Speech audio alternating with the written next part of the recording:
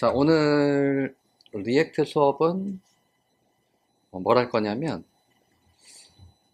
일단은 리액트를 하면서 스프링 부트 수업도 같이 겸용되는 거예요. 그래서 어떤 작업을 할 거냐면, 우리가 개발 환경에서는요, 자, 리액트 개발 환경이 있죠? 리액트.js 서버가 있고요. 그 다음에 스프링 부트 서버가 있죠. 우리가 설정을 어떻게 해놨냐면 리액트 서버는 3000번 포트에서 돌아가나요? 네. 3000번 포트고 스프링 부트 서버는 9000번 포트에서 돌아가도록 설정을 해놨어요. 네. 여러분들 해봤으면 아시겠지만 우리가 리액트 서버로부터 요청을 해가지고요. 요청을 해서 웹브라우저에서 요청을 해서 어떤 컨텐츠를 받아와서 여기서 이제 테스트를 하고 있는 중이었잖아요. 그죠? 네. 그럼 결국 가장 간단한 예제를 보면은 여기에 app.jsx에서 리턴한 내용을 바탕으로 여기에 UI가 구성이 되죠. 자, 여기에 UI가 구성이 되고요. 그리고 개발 환경에서는 어쩔 수 없이 스프링 부트 서버를 외부에서 따로 돌리는 거예요. 그래서 서버를 이제 2개를 돌려놓고 테스트를 하고요. 나중에 개발이 끝나면 여기에서 이제 결과물을 얻어내서 이거를 스프링 부트 안에다 집어넣고 돌릴 예정인 거예요. 근데 개발 환경에서는 어쩔 수 없이 이렇게 분리가 돼요. 개발 환경에서는 어쩔 수 없이 분리가 되고 나중에 완성이 되면 리액트 개발 환경으로부터 어떤 결과물을 얻어내고 어떤 결과가 있겠죠? 어떤 결과물을 얻어내고 결과물을 스프링 부트 서버에 보통 이제 스태틱 폴더에다가 집어넣고 실제 테스트를 하고 배포를 하는 거예요. 근데 개발 중에 이렇게 배포를 여러 번 하려면 되게 번거롭잖아요. 그죠? 그래서 개발 중에는 이렇게 서버를 어쩔 수 없이 2개를 돌리는 상황인 거예요. 노드.js 기반의 리액트 개발 환경, 그 다음에 자바 기반의 스프링 부트 서버 2개를 돌려놓고 우리가 테스트를 하는 상황이란.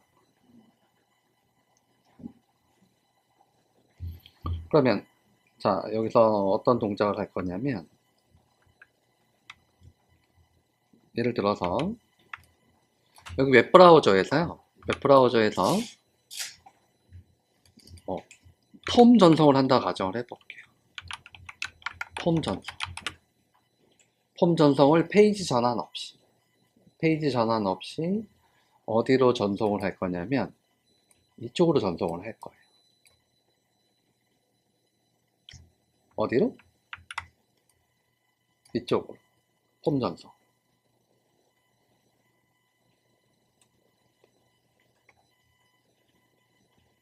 그래서 과정은 어떻게 되는 거냐면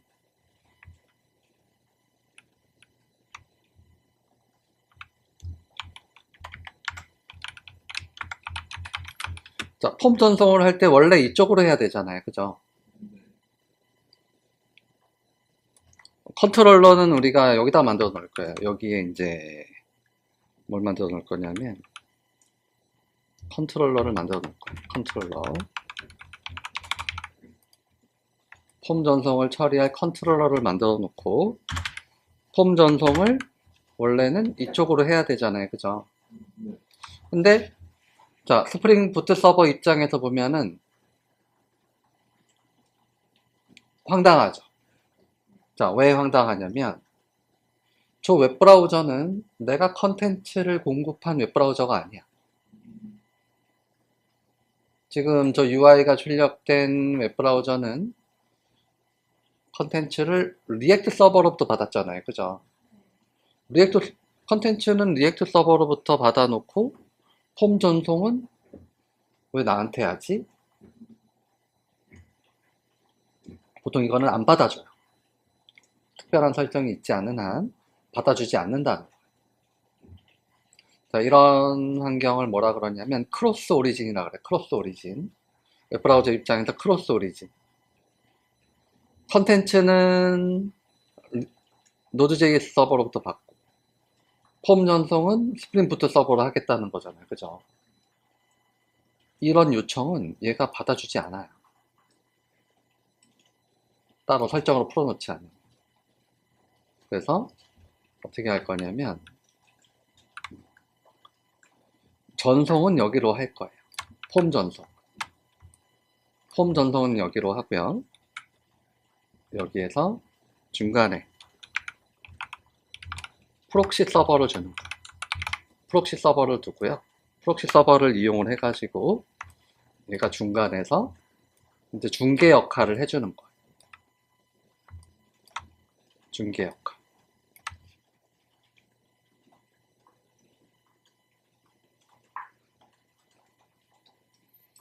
그래서 폼 전송은 리액트로 하는데 리액트가 받아가지고 그거를 스프링 부트 서버에다가 이제 전송을 해주고 응답되는 내용을 또 받아서 웹브라우저에다가 응답하는 이런 구조로 우리가 테스트할 예정인 거예요. 그럼 여러분들이 봐야 될 거는 뭐 프록시 서버를 어떻게 설정을 하느냐. 근데 되게 쉬워요. 뭐 문자열 한 줄을 package.json에다가 명시를 하면은 이게 자동화돼 있어요. 그렇지만 이제 머릿속으로는 이 구조를 이해를 하셔야 돼요.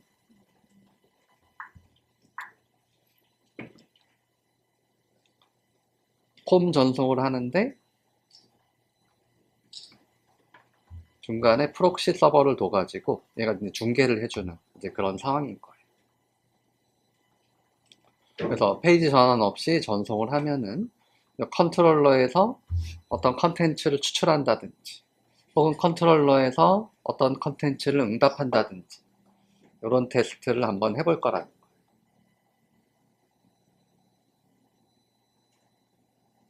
구조가 이렇게 돼요. 그러면 우리는 양쪽을 코딩하는 상황이죠. 비주얼 스튜디오 코드로 리액트 관련 코딩을 하고 또 그걸 처리할 컨트롤러는 우리 개발 환경에서는 이클립스를 쓰고 있으니까 이클립스에서 뭐 자바 코딩을 하기도 하고 이제 왔다 갔다 하겠다는.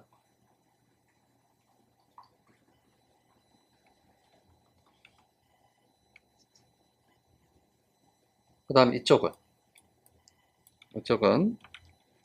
JPA를 이용해 가지고 JPA를 이용하고 DB는 H2 데이터베이스를 쓸 거예요.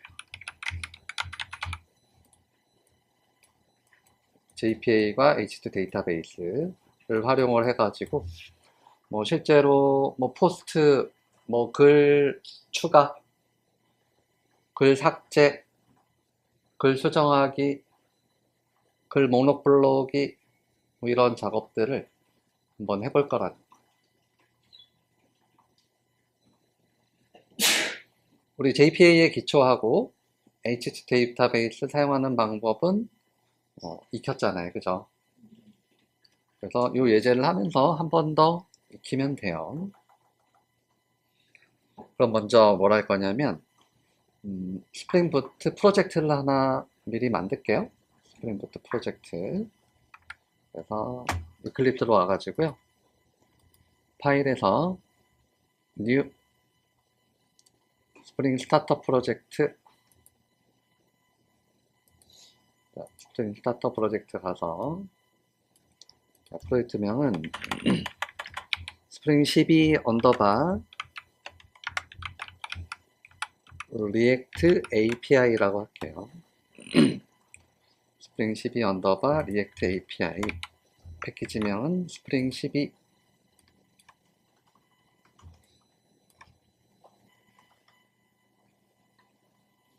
스프링 12 언더바 리액트 API 리액트 개발 환경에서 요 API 서버에다가 요청을 보내는 이런 테스트를 해볼 거라. 자, 그 다음 넥스트 가고요. 자, 필요한 디펜던시는 롬보, 스프링 웹, 그 다음 스프링 데브 툴즈, 그리고 자, JPA가 있어요. H2 데이터베이스하고 JPA 두 개 추가해 볼게요. 자, 일단 SQL은 H2 데이터베이스 있죠? H2 데이터베이스, 그리고 스프링 데이터 JPA.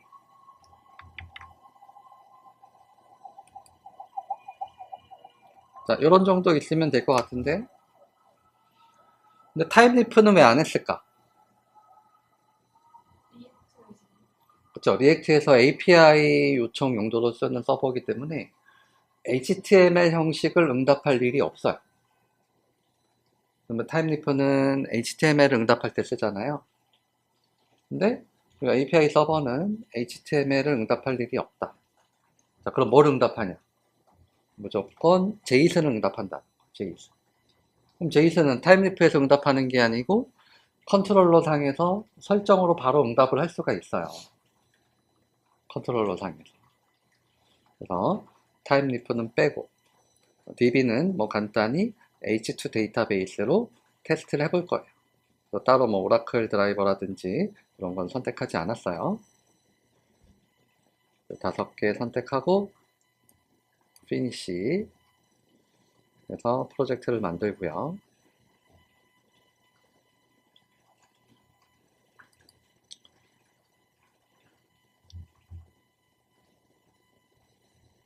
자, 우리가 이제 프로젝트를 만들면 처음에 기본 설정할 게 좀 있죠. 뭘까요? 네? 어플리케이션.프로퍼티스에 뭘 했죠? 서버.포트 번호, 그죠?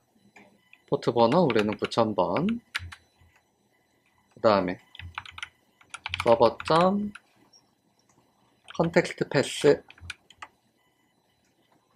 원래는 우리 패턴대로 하면은 스프링 10이지만 근데 API 요청 테스트를 할 때 요 스프링 11을 자꾸 적으려면 괜히 귀찮아요. 그래서 컨텍스트 경로는 일단 설정을 뺄게요. 빼면은 컨텍스트 경로 필요 없이 로컬호스트 콜론 9000번 슬래시 하면 최상위 경로가 되는 거예요. 알겠죠? 그리고 자, 인덱스 페이지도 필요 없어. 인덱스 페이지도 필요 없고요. 왜? HTML을 응답하지 않을 거니까. 그러면 우리 패키지 하나 더 만들어 볼게요.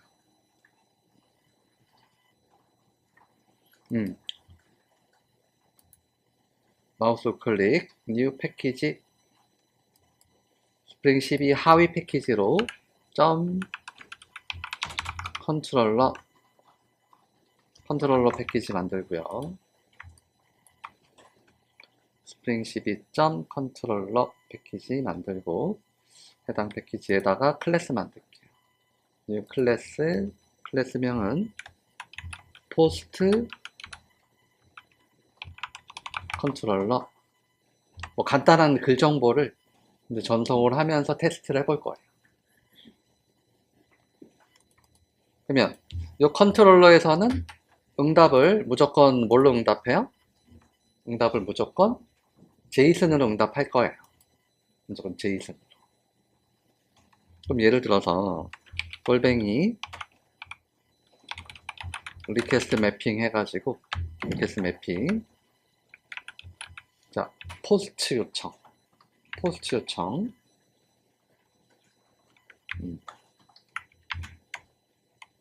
글 추가는 리퀘스트 매핑 말고 포스트 매핑이라고 할게요. 포스트 매핑.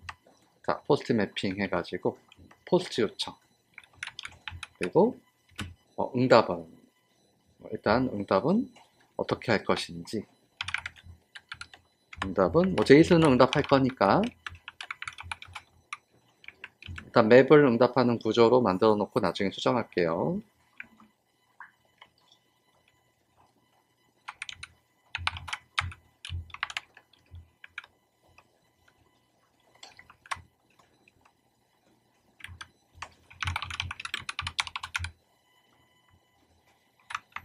그럼 이 컨트롤러 메소드는 어떤 요청을 처리하는 메소드죠?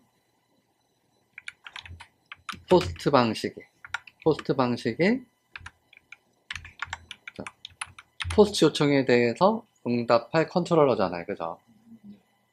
그러면 API 컨트롤러는 제이슨 응답이 기본이기 때문에 뭐 일단 제이슨 문자를 응답을 하려면 꼴뱅이 리스폰스 body라는 어노테이션이 모든 메소드에 다 필요한 거예요.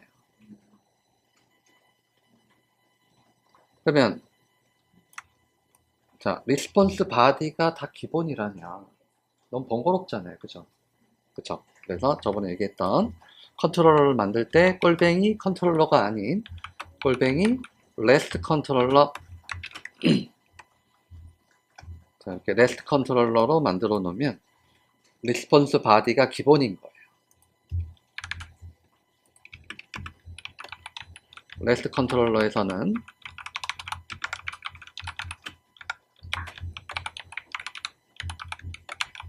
리스폰스 바디가 기본이다. 그래서 메소드마다 리스폰스 바디를 붙일 필요가 없는 거예요. 그러니까 이런 경우 이제 REST 컨트롤러는요. 여기서 리턴하는 모든 데이터가 다 제이슨으로 변경되어서 응답이 된다. 그럼 여기서 주로 리턴하는 거는 뭐냐면 map, DTO 혹은 list 뭐 드문 경우에 그냥 숫자, 뭐 문자가 될 수도 있어요. 그럼 여기서 리턴하는 거를 이용해서 모두 다 제이슨 형식의 문자열로 변환을 해서 스프링 프레임워크는 응답하게끔 되어 있는 거예요.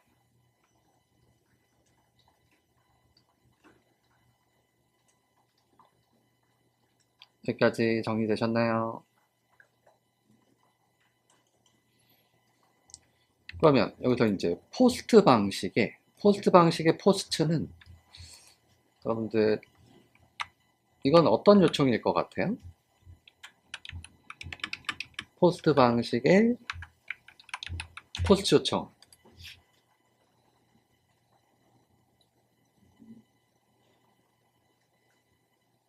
포스트는 뭔가 보내기 위함이죠. 즉, 글 정보 하나를 클라이언트가 보내는 요청은 보통 이런 요청일 거예요. 얘는 어떤 요청일까? 얘는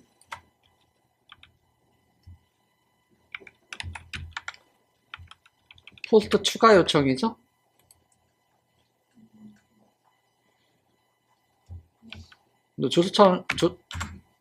요청 메소드하고 요청 경로만 보고 한번 상상을 해보세요.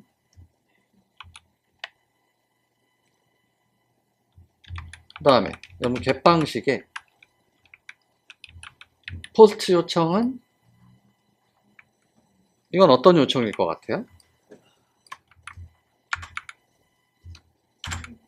get 방식은 어떤 컨텐츠를 가져오는 게 주 목적이잖아.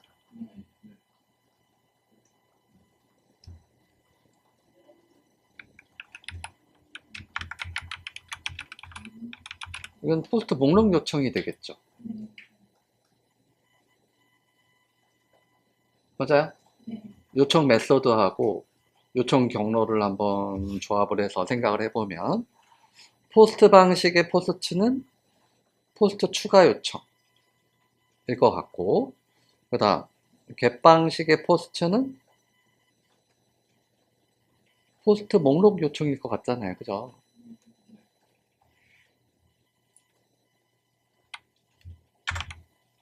그 다음 이거는 뭘 것 같아요?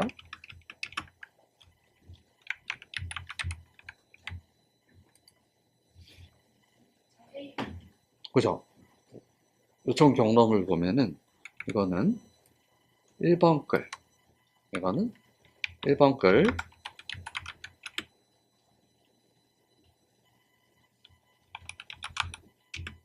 1번 글 요청이 되지 않을까? 즉 1번 글에 대한 자세한 정보를 서버가 이제 응답하면 되는 거예요. 근데 보면 아시겠지만 요청 방식이요. 요청 방식이 포스트하고 겟만 있는 게 아니에요. 포스트하고 겟만 있는 게 아니다. 뭐가 있냐? 딜리트 방식 요청도 있어요. 딜리트 방식.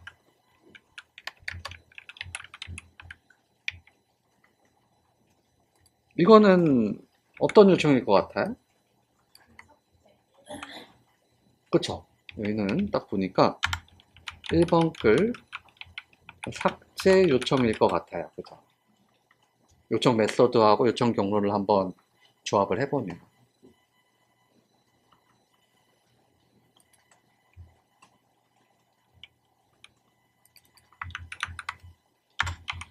그리고 뭐도 있냐면 풋 방식 요청도 있어요.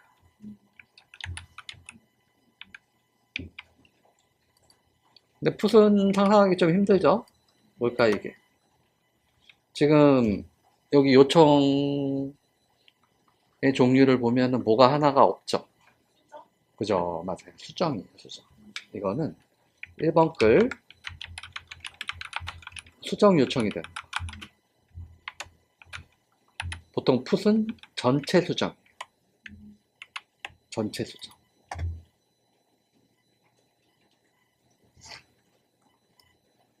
뭐 패치도 있는데 패치는 일부 수정이에요. 부분 수정. 풋은 전체 수정, 패치는 일부 수정. 그래서 지금 우리가 여태까지 써본 거는 요청을 매핑할 때 포스트하고 겟만 써봤잖아요. 근데 API를 만들 때는 딜리트 요청, 풋 요청, 뭐 패치 요청 다 세분화할 수가 있어요.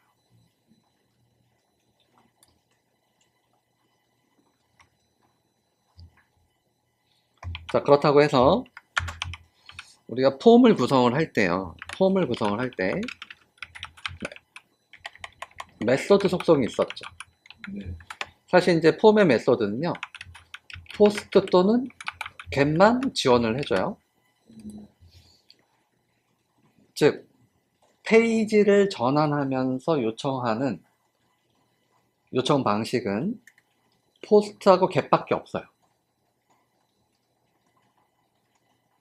근데 페이지 전환 없이 자바스크립트로 요청을 하게 되면 포스트, 겟, 풋, 딜리트, 패치 방식의 요청을 다 할 수가 있어요.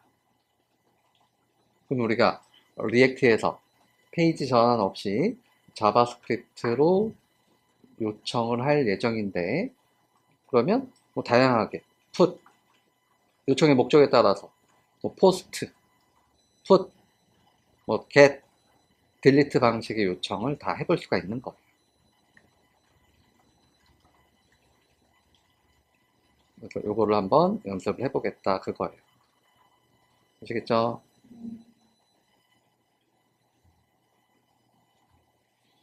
그럼 이걸 처리하기 위해서 스프링 부트 서버에 준비를 조금 해볼게요. 어제 우리 JPA 할 때 application.properties 가볼게요.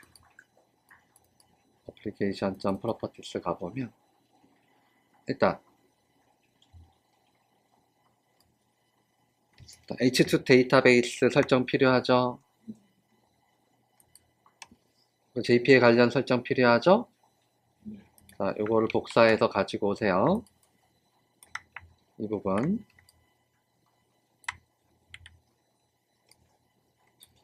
복사해서 우리의 application.properties에 가지고 오세요. 이건 뭐죠?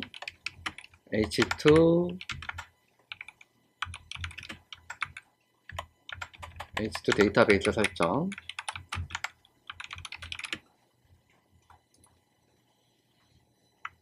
우리가 C에 플레이그라운드에 h2db라는 폴더를 만들어 놨잖아요. 네.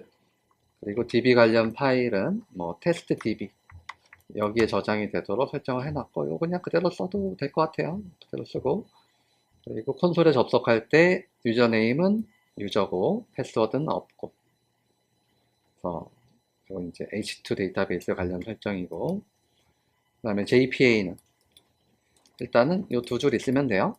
JPA 관련된 설정 두 줄 추가하고, 그 다음 이제 컨텍스트 경로는 사용하지 않기로 해놨고요. 되셨나요? 네. 저장할 때 save as UTF 파일에서 저장을 하고, 그 다음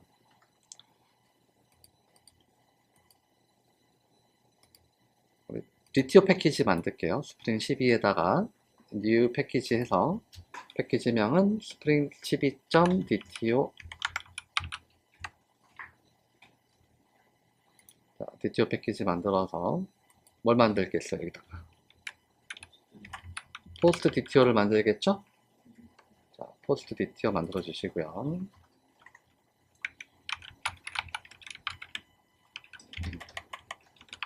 long id 타이틀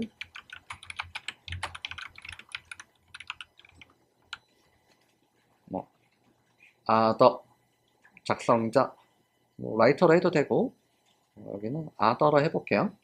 other 하나의 글 정보를 담을 DTO 하나 선언하고, 그 다음 여기에 자, 여기 왜 자꾸 나오지? 뭘 눌러야 나오나요? 저 광고가? 똘뱅이 데이터 똘뱅이 빌더 똘뱅이 all args constructor 똘뱅이 no args constructor. 자, 이렇게 만들어 주시고요.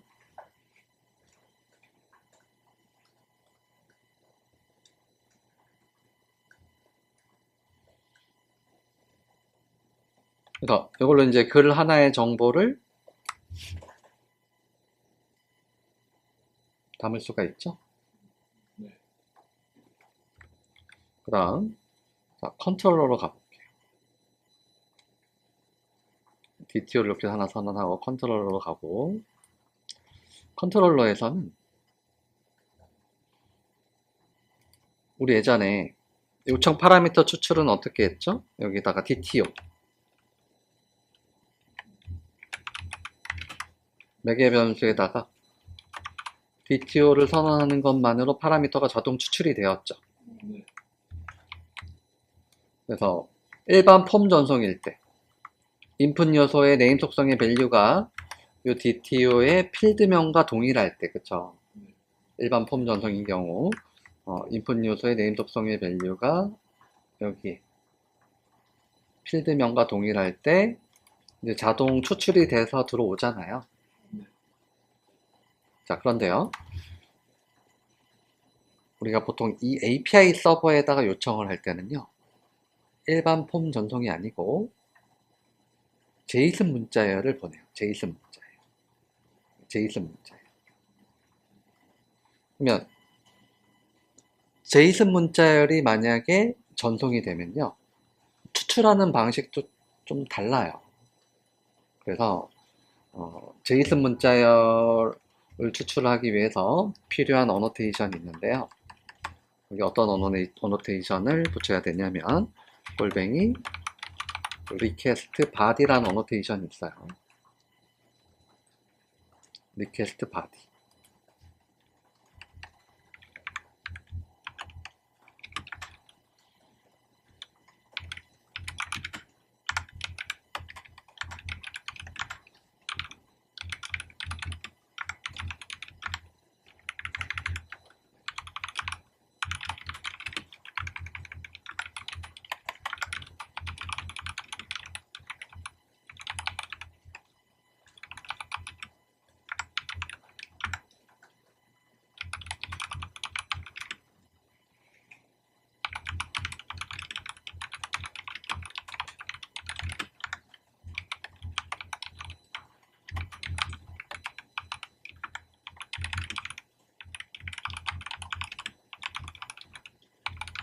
이렇게 정리해 보세요.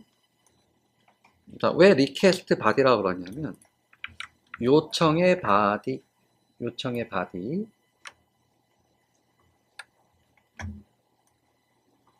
요청의 바디에서 요청의 바디에 있는 제이슨 문자열을 읽어내겠다라는 거예요. 리퀘스트 바디. 되셨나요? 그러면 자, 여기에 정말 정보가 제대로 담겨 있는지 테스트로요. DTO를 바로 리턴을 해볼 거예요. DTO를. 그러면 리턴 타입이 안 맞으니까 이걸 수정해야 되겠죠?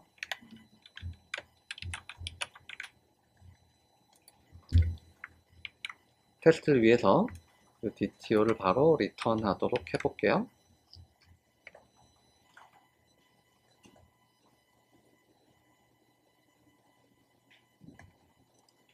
그리고 이 서버를 한번 런 해볼게요.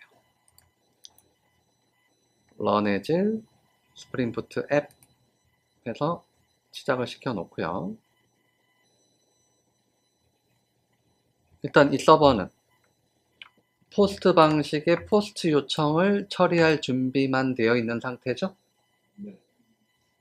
그리고 REST 컨트롤러이기 때문에 이 DTO에 있는 정보가 리턴이 되는데 그 리턴된 게 REST 컨트롤러이기 때문에 JSON 문자열로 응답이 되는 거예요. 그럼 여기에 간단히 요청을 할 클라이언트가 필요한데 우리 크롬에다가 뭘 설치했죠? 포스트맨을 설치했죠. 근데 해당 포스트맨이 뭐 어떤 이유 때문에 사용이 중지됐는데 그냥 여기서 계속 사용할 수 있어요. 확장 프로그램 들어가 보세요. 이 메뉴에 확장 프로그램. 크롬 우상단에 메뉴 버튼이 있죠? 메뉴에 확장 프로그램. 관리. 확장 프로그램 관리 가보면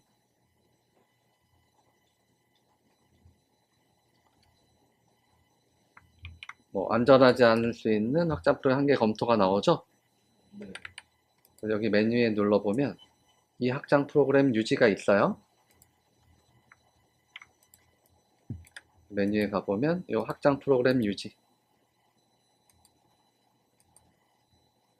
있나요? 우리 그냥 쓸게요. 편하니까.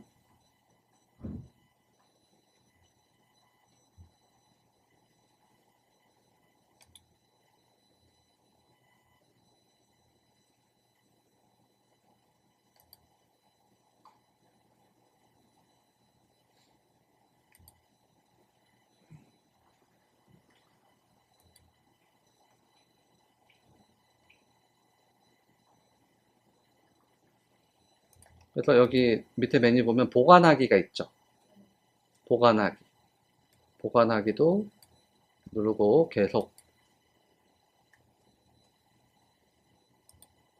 그래서 확장 프로그램 가보면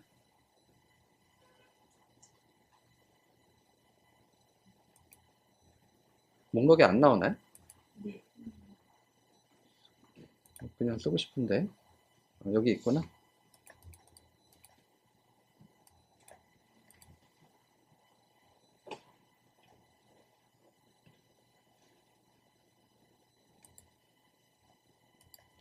그래서 사용을 켜놓으세요. 써도 별 문제 없어요. 그 메뉴에서 사용이 있죠. 사용해놓고 보면 이제 목록에 탭 포스트맨이 나오죠. 확장 프로그램 목록에 사용을 켜놓으세요. 확인 눌러서.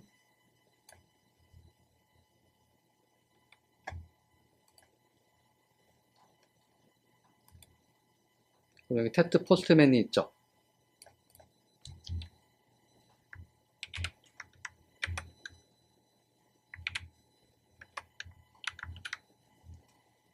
주소창에다 어떻게 입력하죠?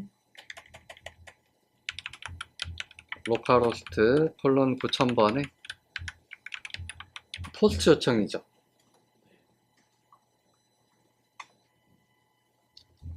포스트 요청.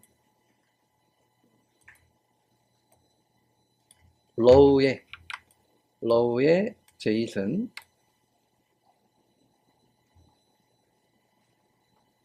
URL 인코디드 된 문자열이 아니고 그냥 날 것의 문자를 보내겠다. 형식은 제이슨을 보내겠다는 의미고요. 여기다가 제이슨 문자열을 여러분들이 직접 구성을 해보세요. 자, 아까 뭐였죠? id 테스트에 이거는 어디까지나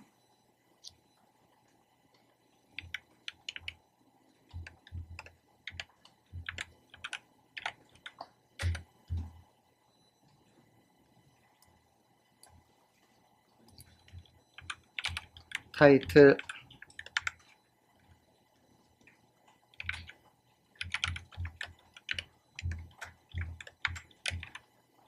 얻어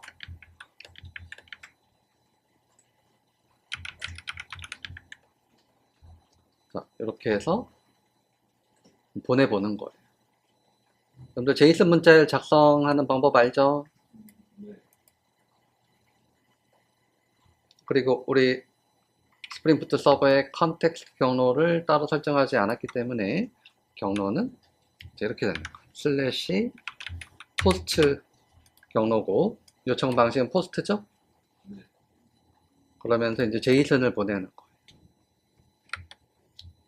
그 다음 자, 헤더 정보에 뭐가 있어야 되냐?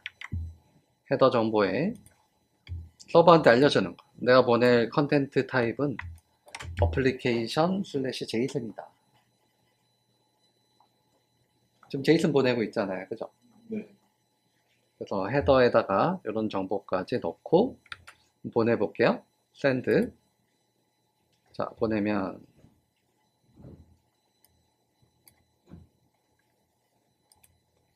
이게 응답이죠. 네. 우리가 보낸 내용이 그대로 응답되나요? 네. 뭐 때문에?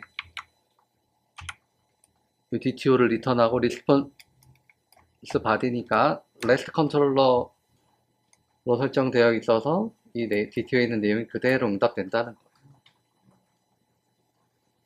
REST 컨트롤러는 컨트롤러에서 리턴하는 데이터를 제이슨 문자열로 변경해서 응답을 하는 거죠.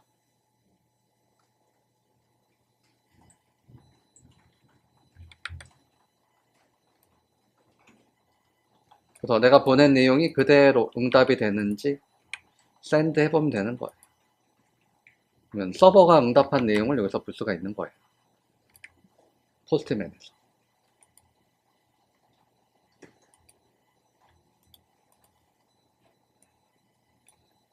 그래서 컨트롤러 메소드가 잘 동작하는지 우리가 확인해 본 거고요.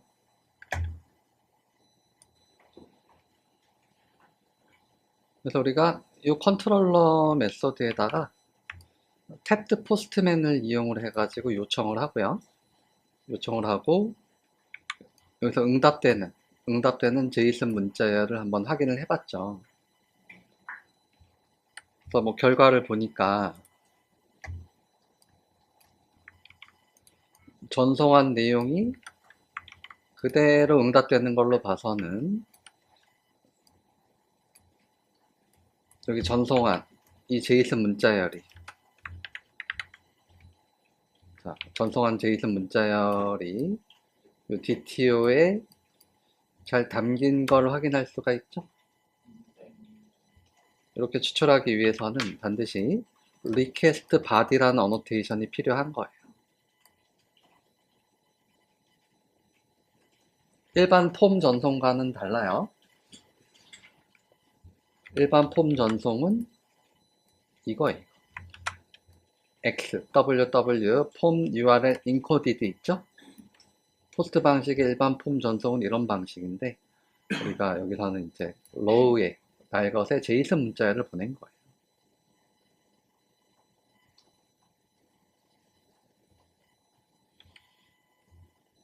만약에 이 방식으로 보내려면 키 밸류 담아야 돼요. 만약에 여러분들 이거 한번 선택해봐요. 이거 선택해보면 이거 선택하면 뭐와 마찬가지냐면 우리가 폼 요소에 메소드는 포스트라고 해놓고요. 여기에 이제 input 타입은 텍스트, 네임은 네임은 예를 들어서 뭐 타이틀이 있다. 타이틀이 있다라면 이 네임 속성의 밸류가 키 값으로 들어가는 거예요. 이 폼을 전송한다고 봤을 때 네임 속성의 밸류가 키 값으로 들어가서 키 값은 타이틀이라고 쓰는 거고, 그리고 인풋 요소에 입력한 내용이 있죠. 입력한 내용을 밸류로 작성을 하는 거예요.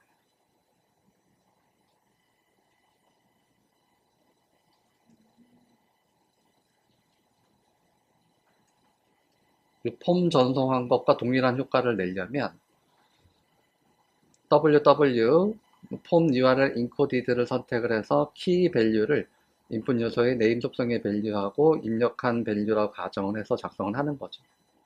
예를 들어서 내가 타이틀에다가 안녕하세요를 입력을 했다라면 키 값은 타이틀이 되고 밸류는 뭐죠? 안녕하세요인 거예요. 작성자는 어더에다가 빙구라. 자, 이런 식으로 전송한 거는요. 이런 식으로 전송한 거는 리퀘스트 바디가 필요 없어요. 이런 식으로 전송한 거는 리퀘스트 바디가 필요 없고, 원래는 뭐냐면 원래는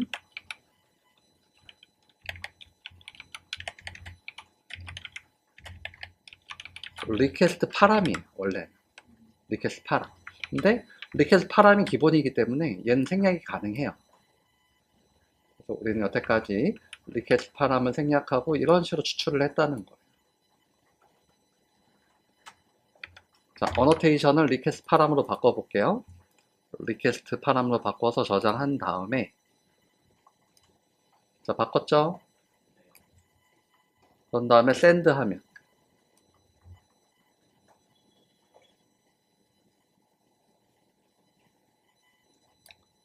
그 다음에 컨텐트 타입이 잘못됐죠?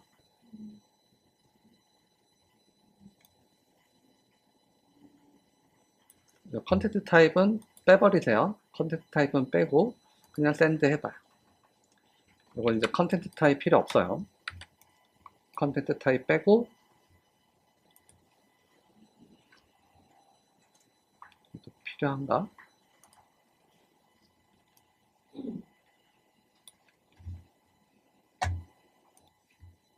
컨텐트 타입 뒤에다가 세미콜론 해가지고요. 이것도 추가해주세요. 캐릭터 셋. 한글 인코딩 때문에 세미콜론 캐릭터 셋 UTF-8 세미콜론으로 구분하고 차 셋 UTF-8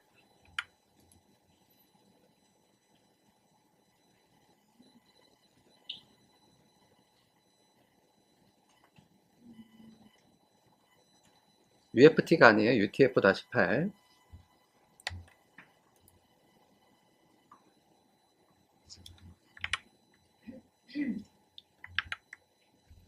이렇게 해서 send 하면 응답되는 내용 보면 타이틀과 아더가 잘 전송된 게 확인이 되죠. 자, 이렇게 일반 폼 전송과 제이슨 문자열 전송할 때는 이게 컨텐트 타입이 다른 거예요. 예를 들어서 우리가 제이슨 전송할 때는 어떻게 하죠? 컨텐트 타입을 어플리케이션 슬래시 제이슨이라고 해놓고, 그죠? 어플리케이션 슬래시 제이슨이라고 해놓고 로우에서 직접 제이슨 문자열을 구성을 해줘야 돼요. 자, 보통 아이디는 인설트 할 때 아이디는 같이 전달하지 않죠. 타이틀과 아더만 전달하죠. 그럼 타이틀과 아더만 이렇게 구성을 하고요. 타이틀과 아더만 구성을 하고 어플리케이션 슬래시 제이슨 로우 제이슨 구성하고, 자, 이렇게 해서 보내려면 여기에 어떤 어노테이션 뭐가 필요해요? 어노테이션이 꼴뱅이 리퀘스트 바디 어노테이션이 필요한 거예요.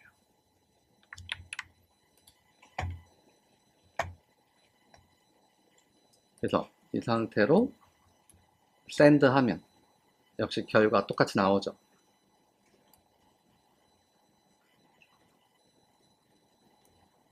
그래서 여기서 정리할 거는 클라이언트가 제이슨 문자를 바디에 넣고 전송을 하면 추출하는 방법이 달라지는 거예요. 되셨나요?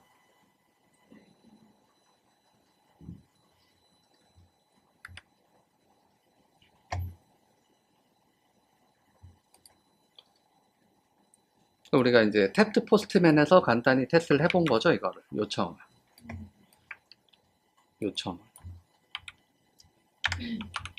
자, 이 요청을요, 이제 어디서 해볼 거냐면, 리액트 개발 환경에서 이 요청을 해볼 거라는 거. 알겠죠? 그럼 VS 코드 실행해 보세요. 자, VS 코드 실행해서 우리가 src에 가보면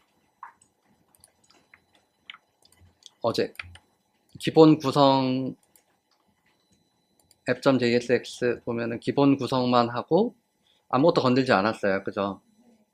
이 상태에서 이제 터미널 열어서요. npm 스타트 하게 되면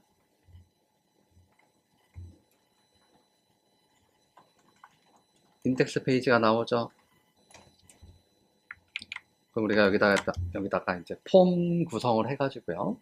폼 구성을 해서 해당 폼을 제출했을 때 스프링 부트 서버의 요청이 도달하도록 해볼 거라는 거.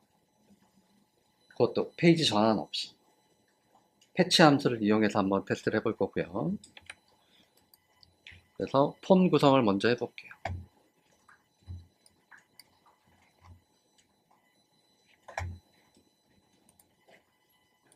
제목을 바꾸세요. 제목을 색을 작성 폼이라고 하고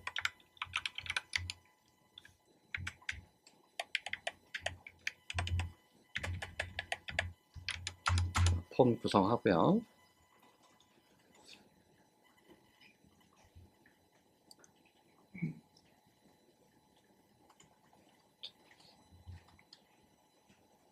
자, 빠른 테스트를 위해서 레이블 같은 건 생략을 할게요. 네. 타이틀과 아더만 작성을 하도록.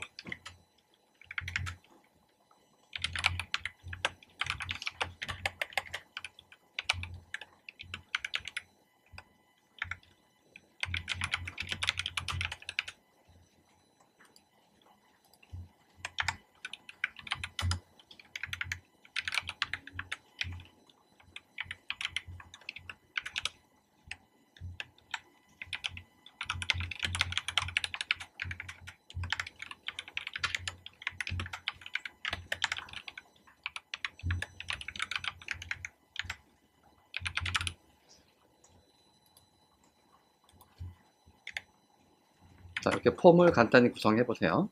구성했죠? 그럼 예를 들어서 내가 여기다가 제목과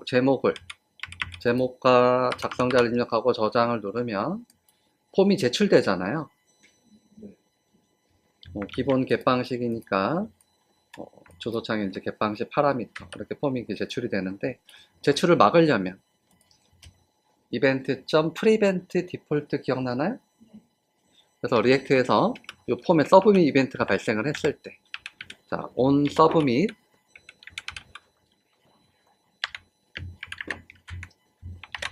서브밋 이벤트가 발생했을 때 실행할 함수를 등록해 보세요. 화살표 함수 등록하고 이벤트 객체를 전달받기 위해서 2까지 표시를 해서 그럼 이 폼에는 언제 서브밋 이벤트가 발생하냐면 저장 버튼을 누르면 이 저장 버튼을 누르면 이 폼에 서브밋 이벤트가 일어나요. 그 얘기는 이 함수가 호출된다는 거죠. 네. 그럼 이 함수에 배를 갈라 놓고요. 배를 갈르면 이런 모양이 나오나요? 그러면 폼 제출을 막아야 되니까 프리벤트 디폴트에서 폼 전송을 막고 그 다음에 패치 함수를 이용해서 직접 전송하겠다는 거예요. 이해돼요? 뭐 예를 들어서 이 폼에다가 액션을 썼다면, 자, 액션은 포스트죠. 포스트. 저 액션의 밸류 값을 읽어 오려면, 저 요청 URL이죠. 요청 URL은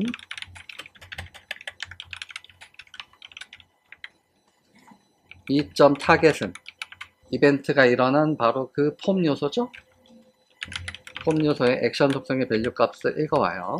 뭐 읽어오는 거는 여기 있는 요청 주소, 요청 URL을 읽어온다고 보시면 돼요. 그리고 여기 입력한 내용을 이용해서 뭘 만들어내야 돼요? 여기 입력한 내용을 이용해서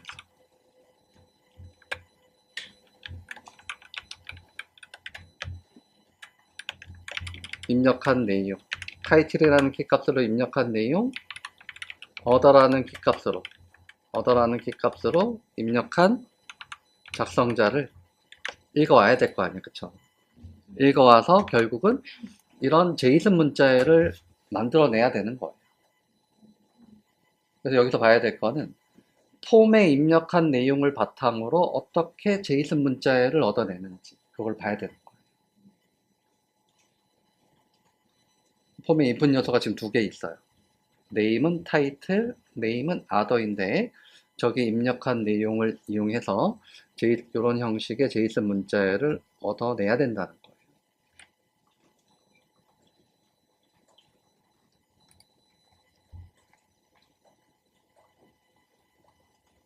자,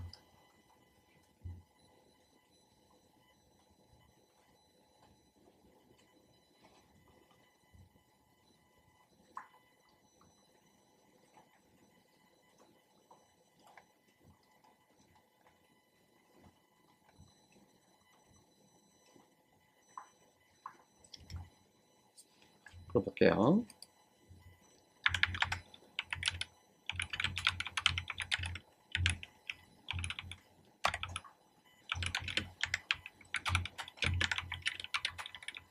폼에 입력한 내용을 오브젝트로 일단 변환해 볼게요.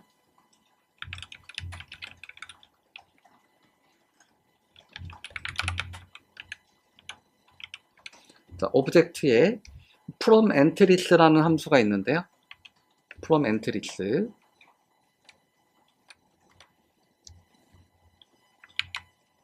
이걸 이용을 해야 돼요. 그러려면 먼저 뭘 얻어와야 되냐면 폼 데이터 객체를 얻어와야 돼요. 폼 데이터.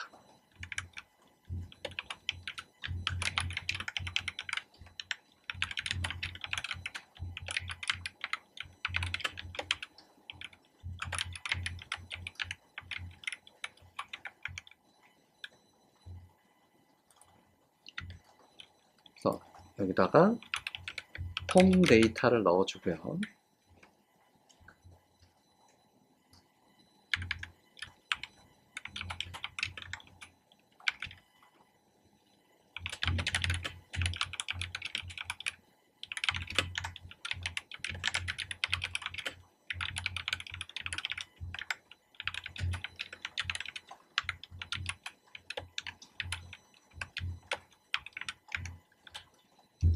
자, 이런 과정을 거치는 거예요. 그래서 이거 설명해 보면 이 점 타겟은 이 폼을 가리키는 거예요, 그죠? 이 폼의 참조값을 폼 데이터의 생성자에 넣어줘가지고 폼 데이터 객체를 생성을 하고 이 폼 데이터를 오브젝트 from 엔트리스에다 넣어주면 폼에 입력한 내용을 바탕으로 오브젝트가 하나 만들어지는 거예요. 그리고 해당 오브젝트를 json.string.ifi 함수에다 넣어주면 이제 우리가 필요한 제이슨 문자열이 만들어진 거예요. 물론 이거는 여러분들 외울 필요는 없어요, 그쵸? 한 줄 한 줄이 뭘 의미하는지 학습을 하시고 뭐 복사 붙여넣기 해서 쓰면 되잖아요. 그럼 이제 요 제이슨 문자열을 전송을 하면 된다는 거죠. 자, 실제 제이슨으로 잘 변환이 됐는지 확인해 볼게요. 콘솔.로그 해가지고 제이슨 한번 찍어 볼게요.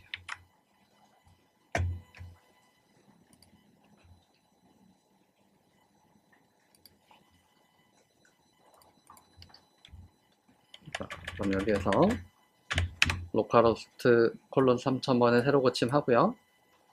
콘솔 창 열어놓고, 자, 콘솔 창 열어놓고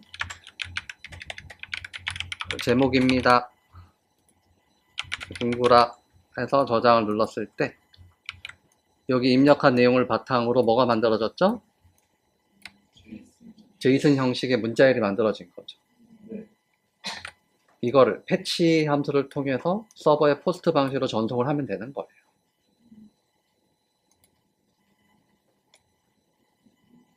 자, 여기까지 혹시 질문 없으면 여기 보세요. 이 오브젝트도 한번 찍어 볼까요? 콘솔.로그 해가지고 OBJ도 한번 찍어 볼게요. 자, OBJ도 찍어 보면 원래 이거는 오브젝트잖아. 이게 OBJ의 모양이에요. OBJ의 모양이고 밑에 있는 거는 제이슨 문자열이에요. 그쵸?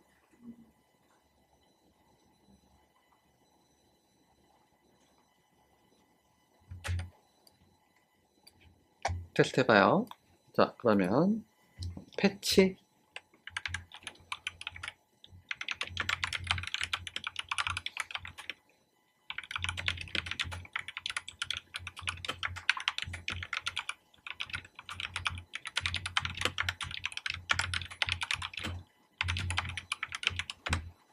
요 작업을 하겠다. 패치 함수를 이용해서 페이지 전환 없이 서버에 요청을 하면서 포스트 방식 요청을 하면서 제이슨 문자를 전송을 하겠다. 자, 패치. 그래서 첫 번째 인자로는 요청 URL을 전달을 하고요. 패치 함수의 두 번째 인자로는 요청에 관련 옵션, 오브젝트를 전달하는 거예요. 요청 URL, 그 다음에 오브젝트. 이 오브젝트에는 요청에 관련된 옵션, 즉 메소드는 어떻게 할 것이냐, 헤더 정보는 어떻게 할 것이냐, 바디에는 뭘 넣을 것이냐, 그 정보를 오브젝트에다 명시를 해야 돼요. 명시하고, 그리고 여기 뭐가 있죠? then이 있죠? 예전에 테스트했던 내용이고, 이거는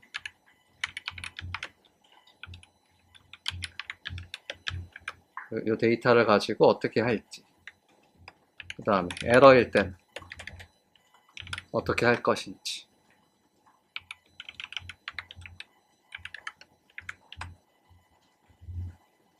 패치 함수를 이렇게 한번 구성을 해보세요. 자, 그러면 요청에 대한 옵션, 메소드는 어떻게 할 것이냐? 메소드라는 키값으로 나는 포스트 방식으로 요청할 거야. 포스트 문자를 넣어주면 되고요. 헤더스에는 오브젝트를 넣고, 그 다음에 바디에는 전송할 문자를 넣는 거예요. 제이슨 문자를 넣는 거예요. 예전에 우리는 여기다가 쿼리 문자를 넣었었죠. 쿼리 문자열은 뭐지? 이런 거. 타이틀은 뭐뭐뭐고 and other는 뭐뭐뭐고, 이런 게 이제 쿼리 문자예요.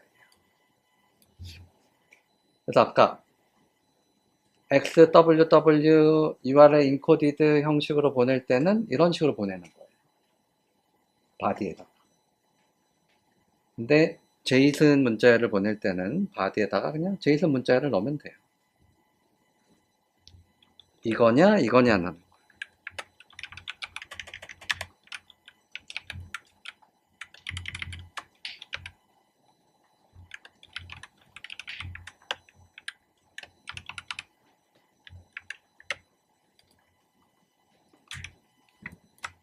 얘를 뭐라 그러죠? 쿼리 스트링이라 그러고, 이거는 제이슨 문자열이라 그러고.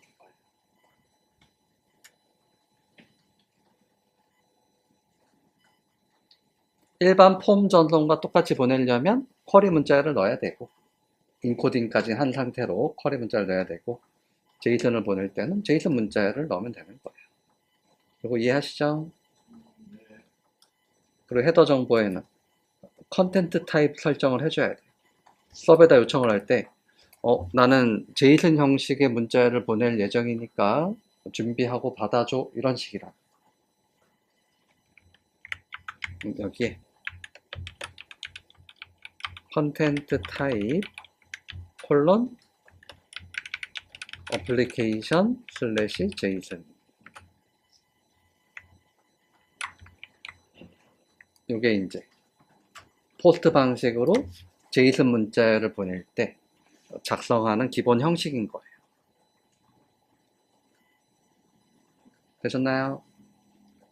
그리고 정상적으로 응답이 오면 우리가 제이슨으로 응답할 예정이죠?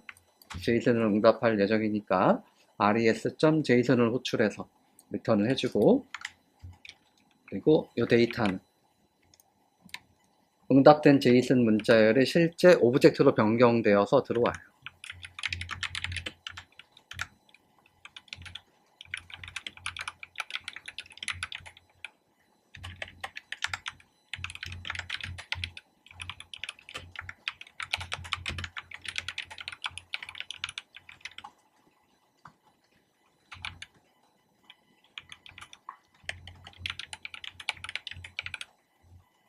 데이터에는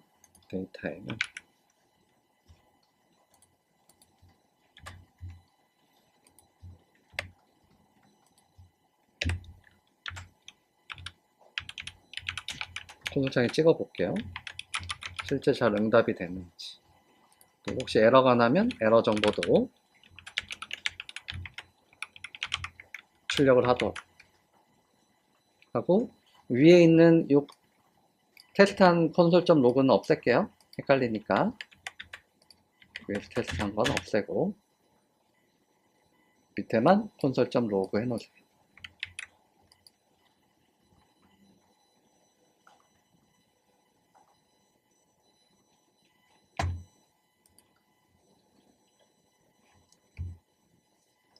되셨죠?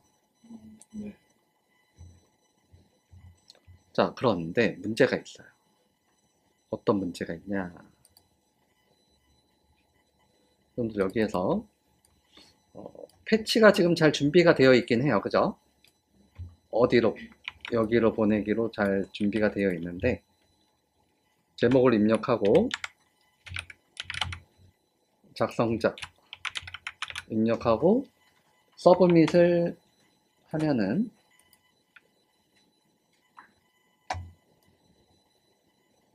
응답이 제대로 될 리가 없겠죠. 지금 얘는 어디로 요청하는 거지? 로컬호스트에 요청하는 거죠. 로컬호스트에 포스트 요청을 받아줄 리가 없겠죠. 그래서 아까 뭐라 그랬어요? 프록시 서버를 통해서 대신 로컬호스트 콜론 9000번으로 요청하도록 해야 된다는 거예요. 이해돼요? 자, 프록시 설정하러 가볼게요. 프록시 설정은 간단해요. 우리 리액트 베이직의 밑에 보면은 패키지.json이 있어요. 패키지.json. 자, 패키지.json에다가 정보를 추가할 텐데, 얘도 JSON 문서죠? 네. 리액트 서버에 관련된 설정을 이 JSON 문서에다가 할 수가 있는데, JSON 문서에다가 정보를 하나 추가할 거예요. 위치 여기 잡아보세요. 맨 밑에 컴마 프록시 콜론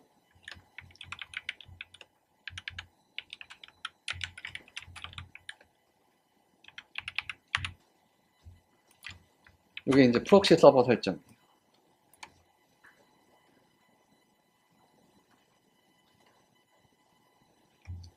우리가 패치에서 어떤 요청을 하죠?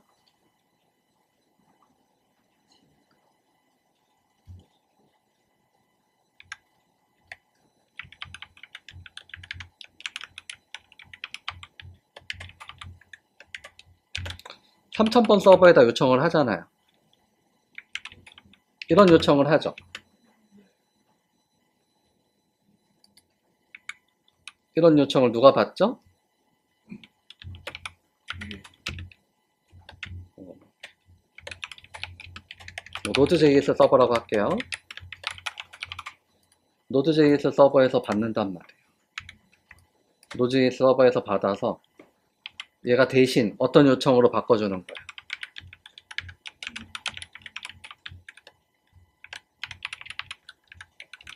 이런 요청을,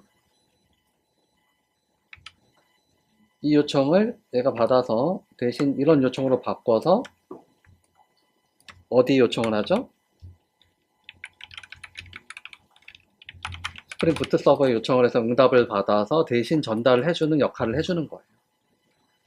이 설정이 되어 있으면. 알겠어요?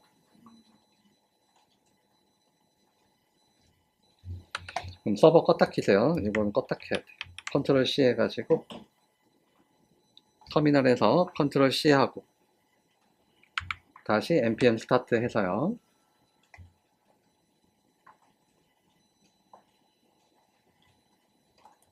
콘솔 열어놓고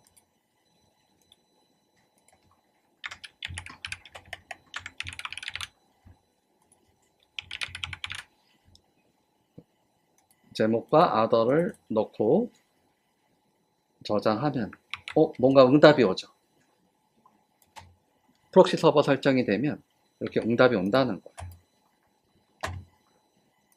그래서 이게 잘 동작하기 위해서는 package.json에 프록시 설정이 잘 되어 있어야 되고요.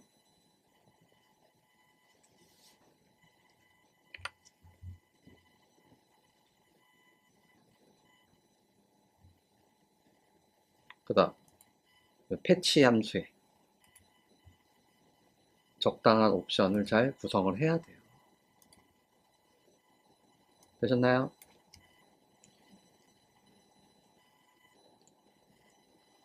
그럼 페이지 전환 없이 요청도 하고 응답도 받았다는 거죠.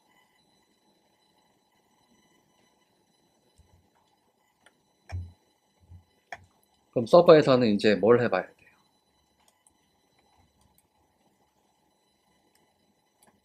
서버에서는 JPA 리파지터리를 이용해서 이 정보를 실제로 DB에 저장하는 작업을 해야 되겠죠.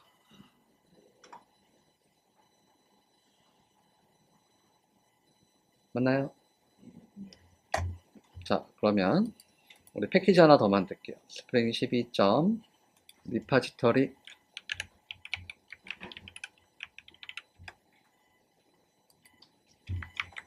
스프링 12. 리파지터리 패키지 만들고요.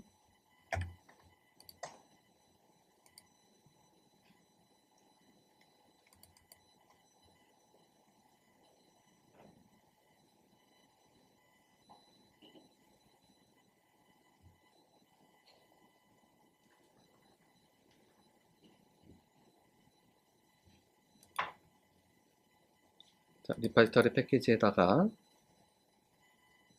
클래스 만들게요. new 클래스. 클래스명은 포스트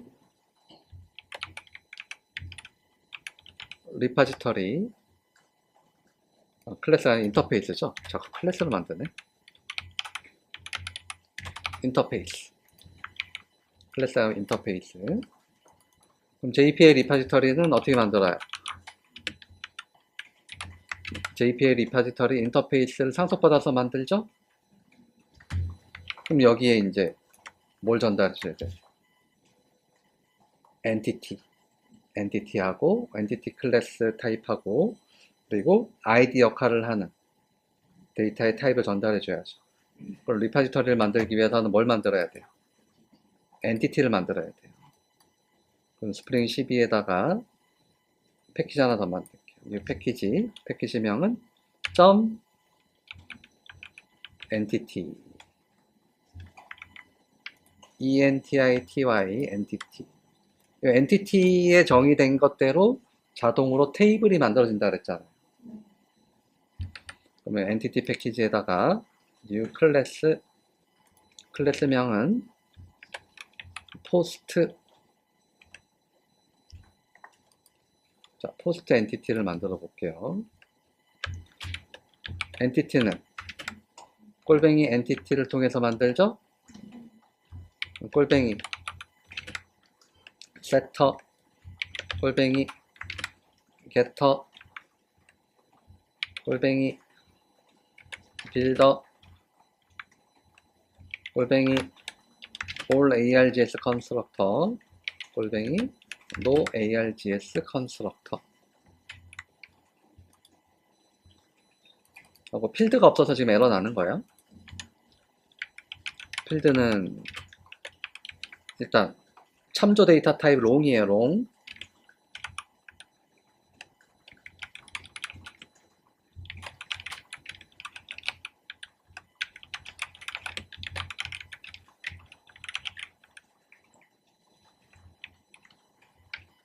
자, 이렇게 해서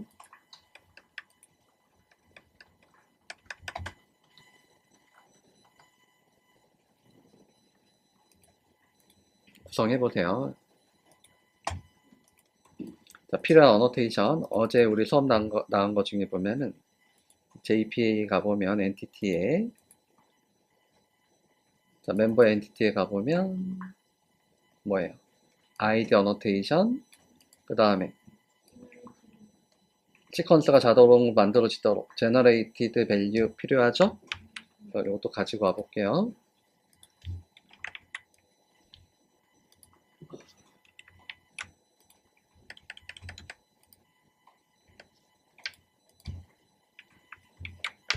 얘가 ID 역할을 하겠다. 그리고 시퀀스가 자동으로 만들어지도록 하겠다라는 거예요.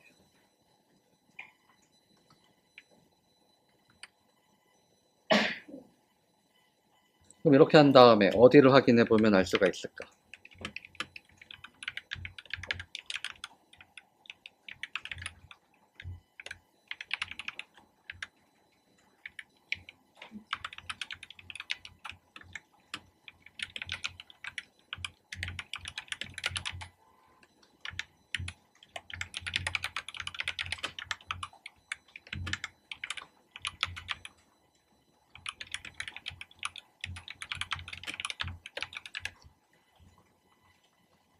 맞나요? 우리 컨텍스트 경로 뺐으니까 그냥 바로 슬래시 h2 다시 콘솔 하면 돼요. 그죠? 그래서 저장한 다음에 실제로 포스트라는 이름의 테이블이 만들어졌는지 그 다음에 id, 타이틀, other라는 칼럼이 존재하는지 한번 확인해 볼게요. 웹브라우저 열어서 어디로 들어가요? 로컬호스트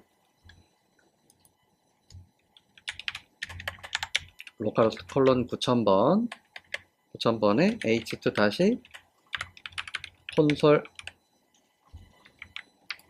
자 스프링 부트 서버 돌아가고 있으면 이렇게 입력하면 접속할 수가 있죠.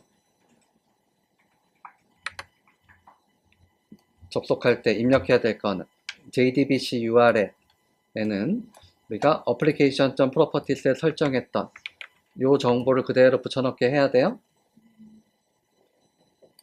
URL에는 그리고 유저네임은 유저고 비밀번호는 없어요. 설정하고 싶으면 설정하고 그래서 여기 있는 내용 그대로 붙여넣기 했고요. 상황에 따라 이건 다를 수 있잖아요. 경로가 붙여넣기 하고 유저네임은 유저 패스워드는 없어요. 커넥트 해보면 자 여기에 뭐가 만들어져 있어요? 포스트 있나요? 나머지 이 정보는 우리가 어제 테스트했던 내용이고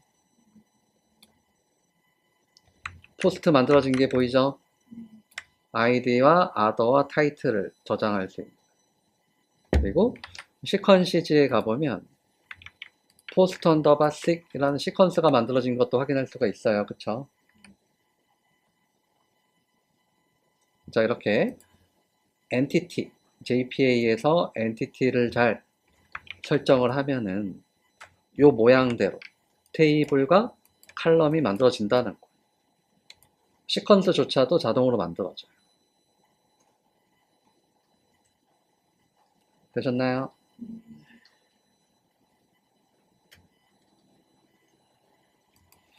그러면 자, 우리 컨트롤러 가보세요. 리파지터리가 만들어졌으니까 우리가 JPA에서 여기 리파지터리 먼저 가볼게요. 리파지터리 가가지고 자, 첫 번째 제너릭은 엔티티의 제너릭이죠. 자, 포스트 임포트에서 넣어주고 얘는 ID 칼럼은 롱이잖아요. 뭐 다 아는 내용이겠지만 JPA 리파지터리에 제너릭을 두 개를 설정을 해줘야 되는데 엔티티에 첫 번째는 엔티티의 엔티티 클래스 타입이고 두 번째는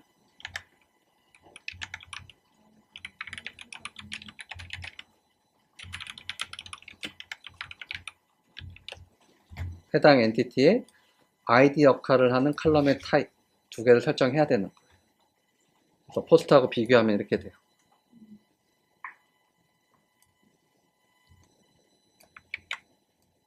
엔티티 클래스 타입을 첫 번째 제너릭으로 설정을 하고 그 다음 ID 역할을 하는 얘가 ID 역할이잖아요. 그죠?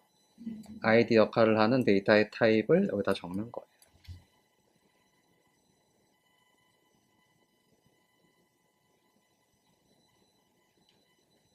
되셨나요? 이렇게 하면 어떻게 된다 그랬죠? 이렇게만 설정을 하면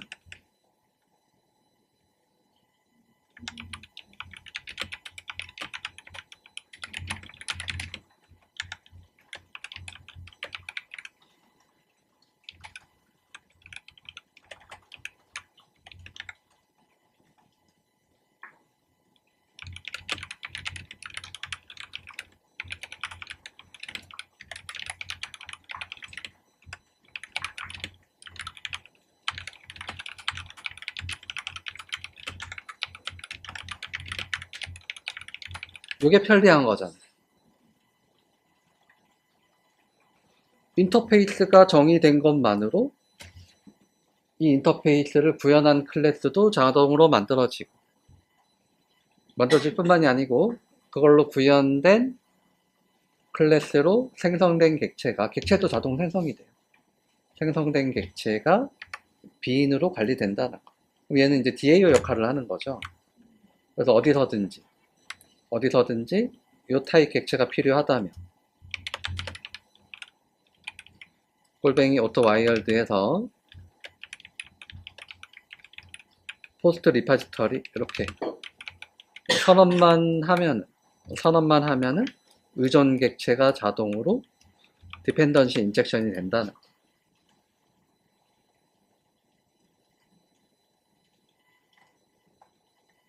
이거 이해하시겠어요? 인터페이스를 잘 정의해 놓는 것만으로 구현 클래스가 자동으로 만들어지고 해당 클래스로 객체도 생성이 돼. 생성된 객체가 스프링 빈 컨테이너에서 빈으로 관리된다. 그럼 빈으로 관리된다는 것은 필요한 곳에서 주입을 받아서 쓸 수 있다는 거예요. 그럼 주로 얘를 필요로 하는 것은 서비스겠죠. 서비스. 근데 우리 이번 예제에서는 중간에 또 서비스를 만들면 좀 번거로워지잖아요. 그쵸? 그래서 이번 예제는 API를 만들어서 연동하는 게 주 목적이기 때문에 서비스는 생략할게요. 서비스는 생략하고 이 리파지터리를 컨트롤러에서 바로 주입을 받아서 사용하는 구조로 만들 거예요. 알겠죠? 자, 여기까지 정리하시고 잠깐 10분 쉬세요. 자, 그러면 JP 여기 JP의 리파지터리가 만들어졌으니까 컨트롤러로 가볼게요. 원래는 서비스에 의존해서 작업을 해야 되지만 좀 번거로우니까 바로 리파지터리를 주입받아서 쓸게요. 무슨 얘기인지 알죠? 네.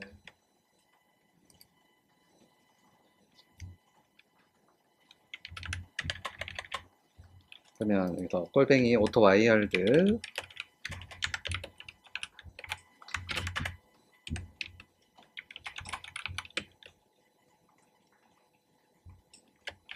포스트 리파지터리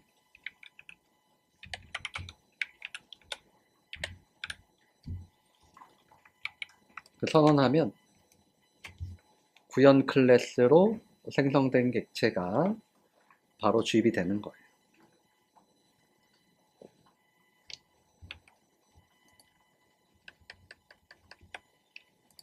그럼 우리는 저 리파이터를 통해서 뭘 해야 될까? 자, 점 save라는 메소드가 있죠. 저장할 때. 근데 문제는 이 save 메소드는요. save 메소드는 DTO를 받아주지 않아요. 그죠? 뭘 받아줘요? 엔티티를 받아주잖아. 그 얘기는 DTO를 엔티티로 변경을 해서 넣어줘야 된다는 소리예요. 알겠어요? 그럼 일단 주석 처리를 하고, 자, 엔티티로 변경하는 메소드는 DTO에 만들어야 될까? 엔티티에 만들어야 될까? 엔티티에 만들죠.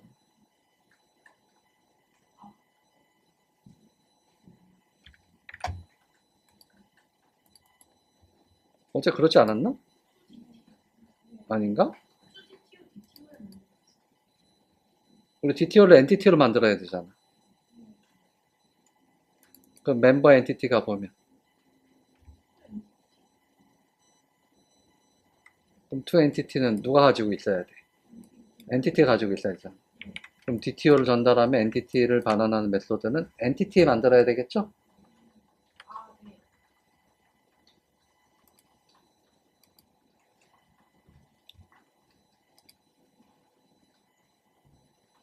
포스트 엔티티로 가가지고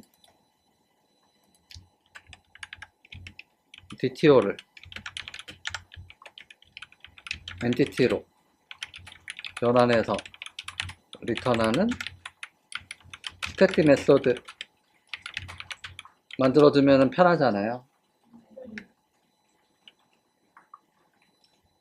그러면 여기서 public static post to entity 뭘 전달받아서 DTO를 전달받아서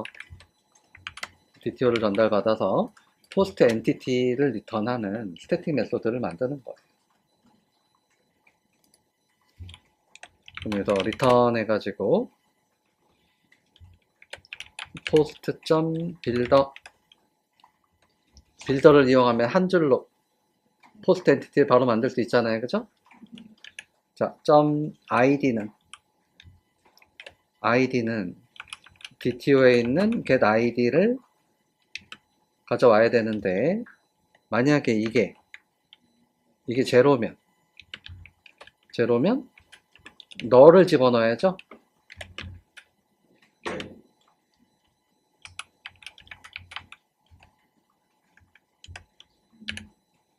그 다음에 타이틀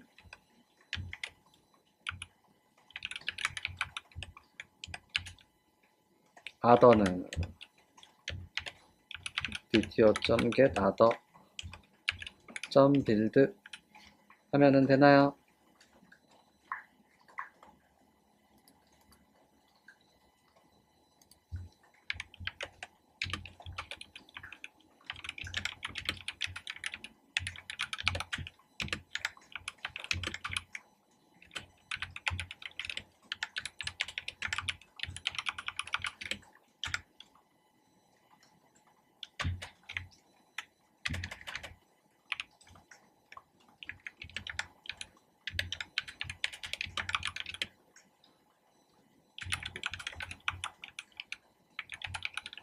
요 이유 혹시 아시나요? 이유? 자, 이유는 이거예요. 왜 너를 넣어줘야 되는지는. JPL 리파지토리 세이브라는 메소드는 인설트와 업데이트가 겸용인 거예요. 그러면 어쩔 때 인설트를 하느냐?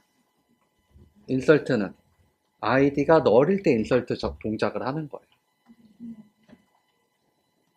아이디가 널이 아니면, 숫자가 들어있으면 업데이트를 시도한다는 거예요. 알겠어요? 그래서 아이디 칼럼이 널이면 인설트를 시도하고, 아이디 칼럼이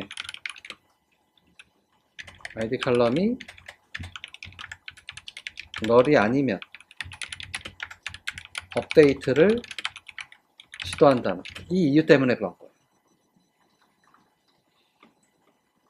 근데 만일 우리가 새로운 데이터를 집어넣을 때는 아이디가 있을 리가 없죠. 아이디가 0인 상태잖아 지금. 맞아? 이런 상태로 엔티티로 변경을 해가지고 이걸 바탕으로 그냥 0을 집어넣어서 엔티티로 변경을 해서 세이브를 하게 되면 수정을 시도한다는 거예요. 0번 회원을 저렇게 수정하려고 하는 거예요. 그럼 제대로 동작할 리가 없겠죠.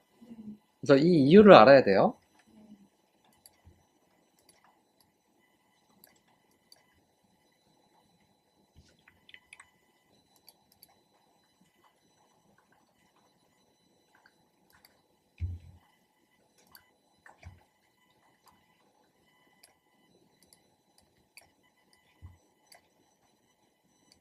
그래서 이 코드 이해하시겠죠? 그래서 아무튼 이 스태틱 메소드는 DTO를 전달하면 자동으로 엔티티로 변경을 해가지고 리턴하는 메소드라는 거예요. 포스트 컨트롤러에서 그냥 이렇게 안 되니까 어떻게 하면 돼요? DTO는 안 받아주니까 post.to entity 해가지고 DTO를 엔티티로 변경해서 전달하면 될 거 아니에요.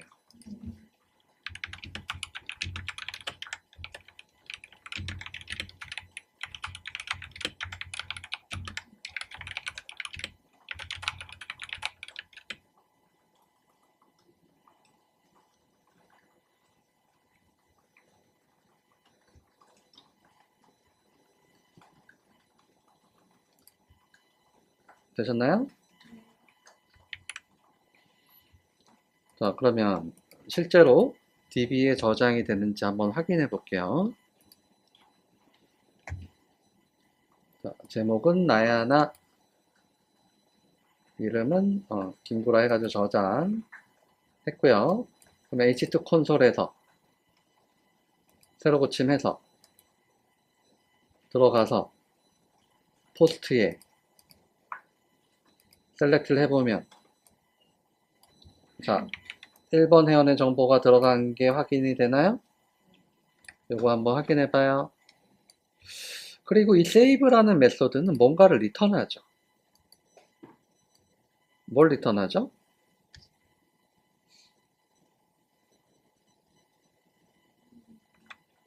마우스 올려보면 저장된 엔티티가 리턴된다는 거죠. 그리고 절대로 너를 리턴하지는 않는다는 거예요.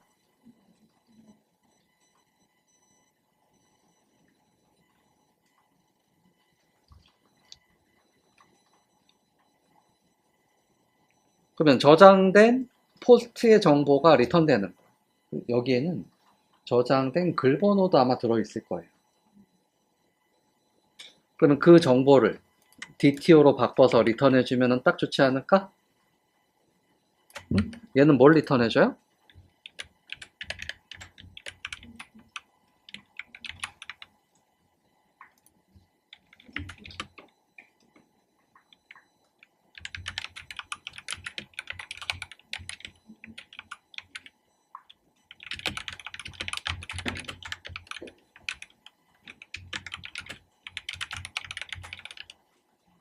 맞죠? 그럼 여기서 뭘 하면 좋겠어요?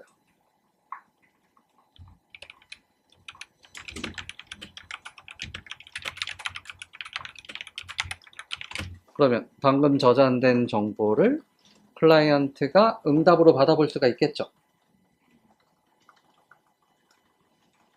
몇 번 글로 저장되었는지도 알 수 있다는 소리예요. 그러면 엔티티를 DTO로 변경하는 메소드는 어디다 만들어야 돼요? DTO에 만들어야 되겠죠. 자, DTO로 가볼게요. 포스트 DTO로 가서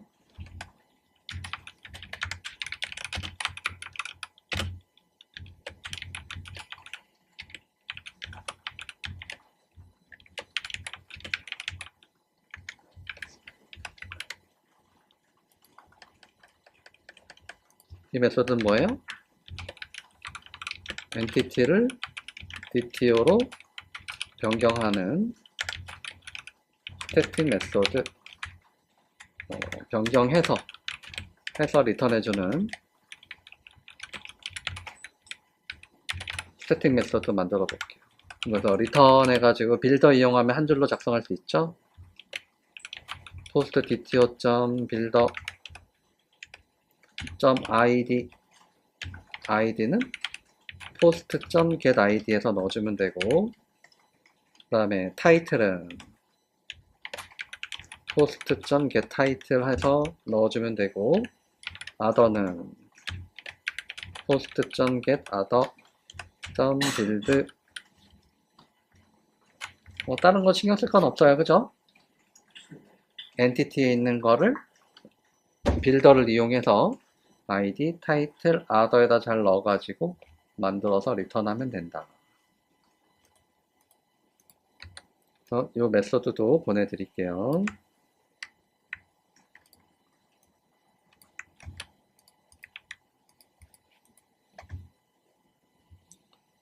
그럼 포스트 컨트롤러에서 어떻게 하면 되죠?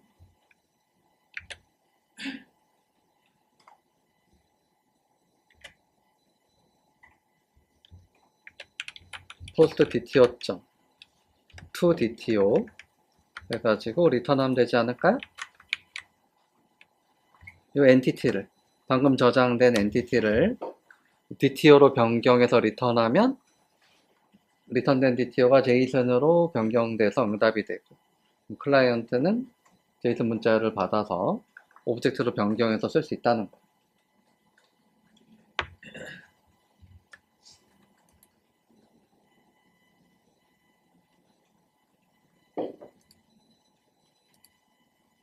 뭐 테스트 해보면요. 자, 저장하면 보세요. 숫자도 들어있죠. ID. 또 저장.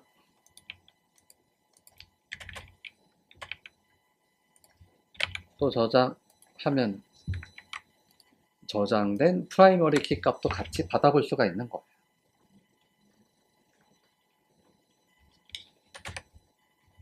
이렇게 3개를 저장하고 테스트 해보세요. 잘 되시면 글 목록을 리턴하는 컨트롤러 메소드. 자, 아까 우리가 이렇게 했죠. 포스트 방식, 포스트는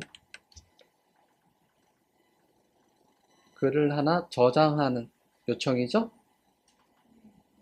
포스트는 보내는 게 주 목적이고, 이건 이제 글을 하나 저장하는 거. 글 목록은 get 방식에 포스트 하니까 이건 이제 글 목록을 요청하는 거예요. 메소드 추가해 볼게요. 꼴뱅이 getMapping. 요청 경로는 같죠? 경로는 같은데 메소드로 구분하는 거예요. 경로는 같지만 메소드가 달라. 같은 경로지만 포스트면 글 하나 추가, get 방식이면 글 목록을 가져오는 거다. 그럼 여기서 리턴하는 거는 리스트에 포스트 DTO를 리턴하면 되겠죠.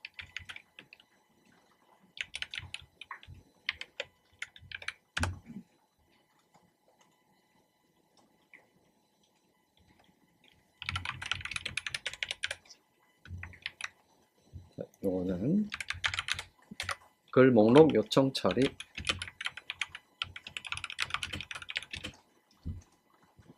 리파지터리에 글 목록을 리턴해 주는 게 있나?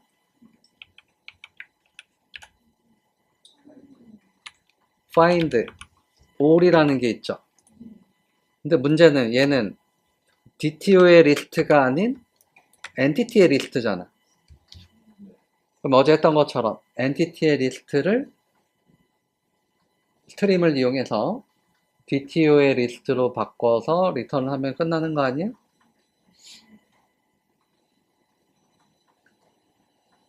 그쵸?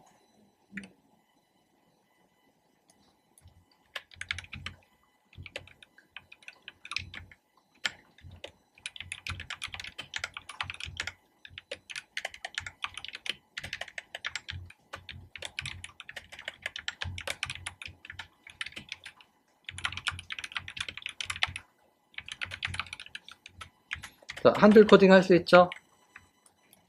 우리 한 줄 코딩 유행이니까 여기다가 repository find all 하면 entity 리스트죠. 이걸 뭘로 바꿔요? 스트림으로 바꿔서 맵을 이용하죠? 맵에서 뭘 써주면 돼요?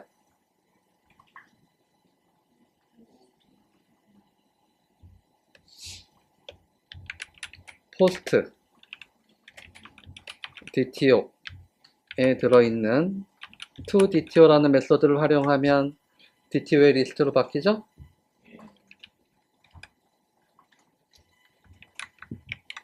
요 한 줄에 어찌 보면 많은 내용이 들어있는 거예요.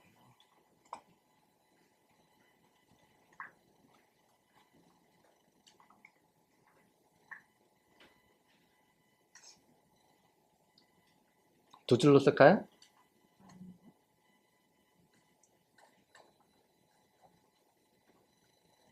자, 그러면 글이 지금 몇 개 저장되었죠. 뭐 저 같은 경우는 3개가 저장되어 있는데 이 상태에서 포스트 메뉴로 어떻게 확인해 보면 돼요? 갯방식 포스트 요청을 해보면 글 목록이 나오는지 확인해 보면 되죠.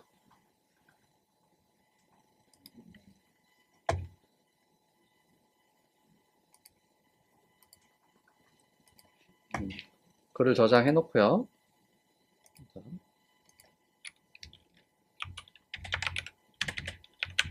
제목 작성자 김구라 저장, 두 번째 글도 저장, 세 번째 글도 저장한 다음에 몇 개 저장을 해 놓고요. 포스트 메뉴로 갯방식에 포스트 요청을 해보면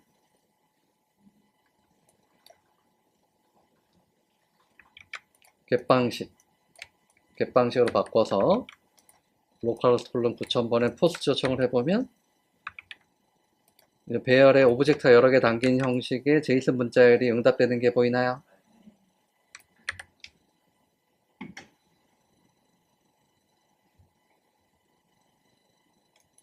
서버가 리스타트 되면 DB는 다시 리셋되니까 데이터를 새로 넣고 포스트 메뉴로 요청을 했을 때 이렇게 글 목록이 나오면 된다는 거.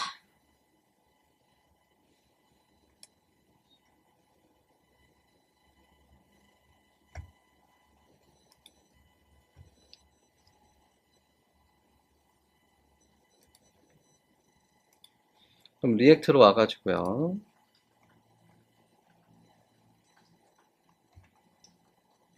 폼 밑에다가 테이블을 구성해 볼게요. 테이블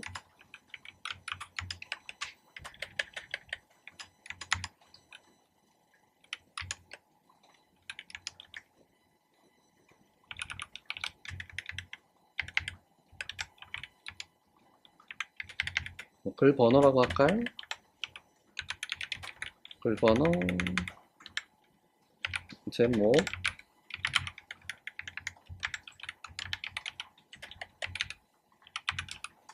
작성자 그 tbody에다가 테이블 로우를 이제 반복문 돌면서 출력을 하고 싶은 거예요.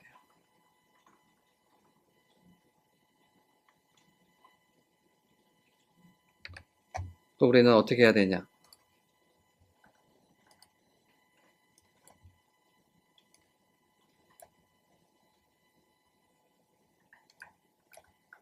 일단 목록이 나오려면 리액트 페이지가 활성화되는 시점에, 그죠? 리액트 페이지가 활성화되는 시점에 이 요청을 해야 되지 않을까? 겟방식 포스트 요청을 해와가지고 응답되는 제이슨이 있죠. 이걸 받아와서 어찌됐건 이걸 활용해가지고 슬래시 포스트 요청을 해서 겟방식 포스트 요청을 해서 응답되는 데이터를 활용해서 뭘 해야 돼요? 여기 테이블 로우를 뿌려줘야 될 거 아니에요. 네. 혹은 새로운 유저가 추가됐을 때도 또 다시 리프레시를 해줘야 되겠죠. 이걸 뭐라 그래요? 클라이언트 사이드 렌더링이라고 하는 거예요. 그러면 패치를 이용해서 글 목록을 요청하는 코드도 필요하겠네요. 그건 언제 실행돼야 되지? 앱 컴포넌트가 활성화되는 시점에 한 번, 그 다음에 또 다시 추가하거나 수정하거나 삭제하면 또 다시 리프레시를 해줘야 될 거 아니에요.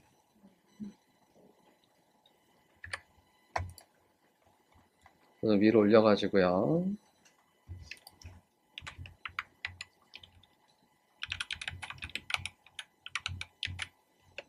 자, 리프레시 함수를 하나 만들어 볼게요.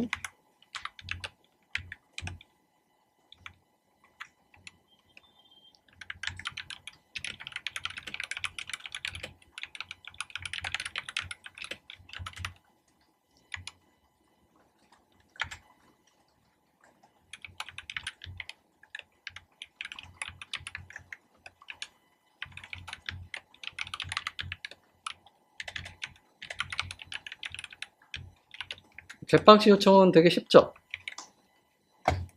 요청 파라미터도 없고요, 그죠? 이렇게 하면 자동 겟방식 요청이에요.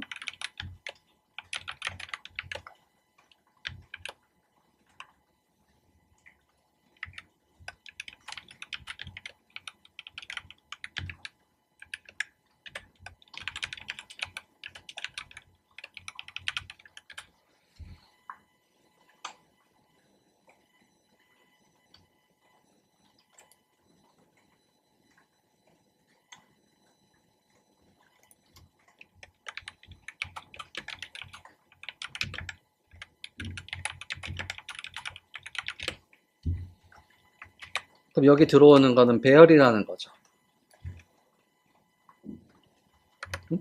여기 들어오는 거는 이 제이슨 문자열이 실제 배열로 바뀌어서 여기 전달된다. 그럼 이걸 이용해서 UI를 업데이트 해야 되니까 우리는 상태값을 관리해야 되나요? 맞아요. 상태값 관리해야 되죠. 상태값. 자, 상태값 관리하려면 const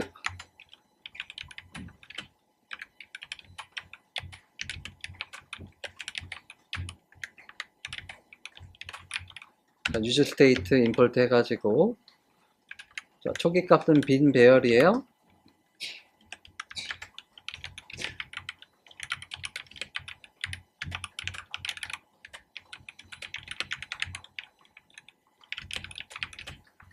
자, 이렇게 use state 해보세요.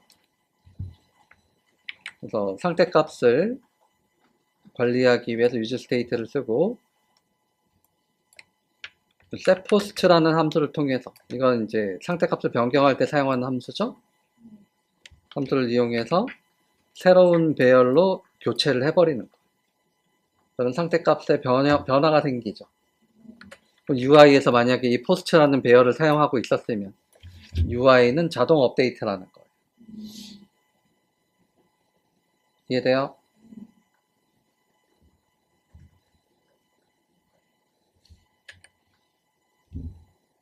그럼 밑에 내려가지고 자, 포스트를 여기서 쓰면 딱 좋겠네요.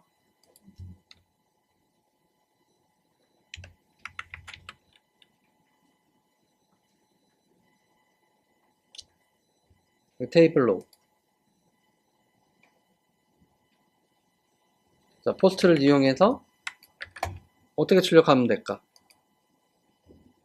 기억나요?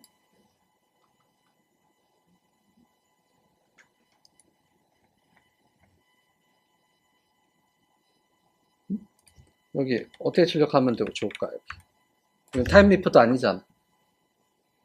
혹시 이런 분이 있나요? 응? 뭐 이거 하고 싶죠?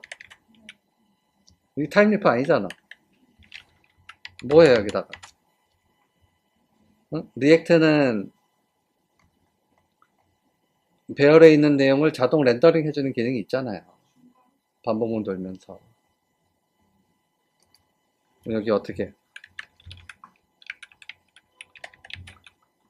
post.map 함수를 이용하죠? 맞아요?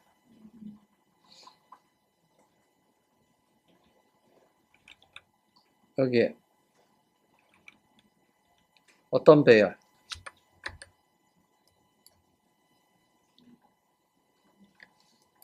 테이블 로우가 여러 개 들어있는 배열을 만들면 돼요.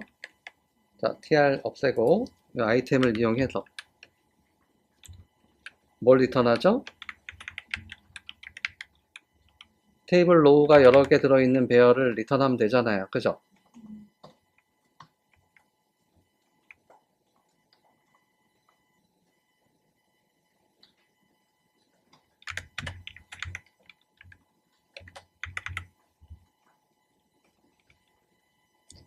자, 이 모양 잘 만들어 보세요. 여기 처음에 약간 코딩이 어려울 수 있어요.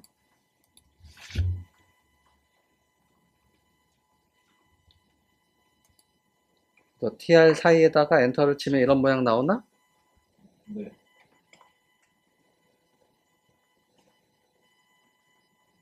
근데 이거보다는 이게 낫겠다. 엔터를 이렇게 쳐보세요. 자, 이렇게 모양 만들 수 있나요? 요 가로 있어야 돼요, 가로. 줄 잘 맞추시고.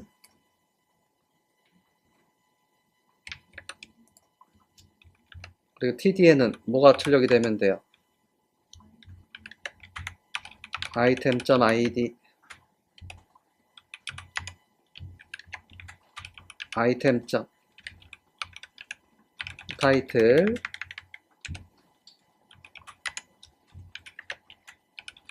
item.other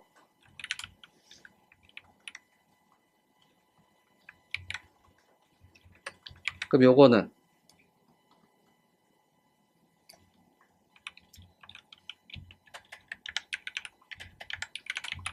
포스트 배열을 이용해서 tr이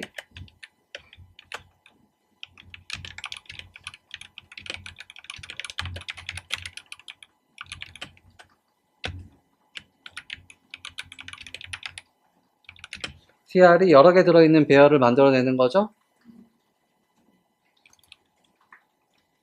그리고 해당 배열에 있는 내용이 자동으로 이 위치에 반복문 돌면서 렌더링이 된다는 거예요. 그 리액트의 기능이잖아. 예전에 우리 배열에 li가 여러 개 들어있는 거 넣어놓으면 자동 렌더링 됐잖아요.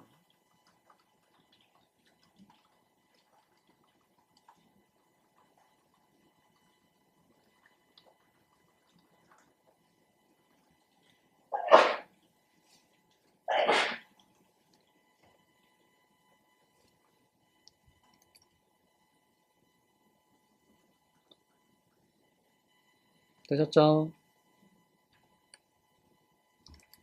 혹시 모르니까 이 페이지 전체 내용 한번 보낼게요.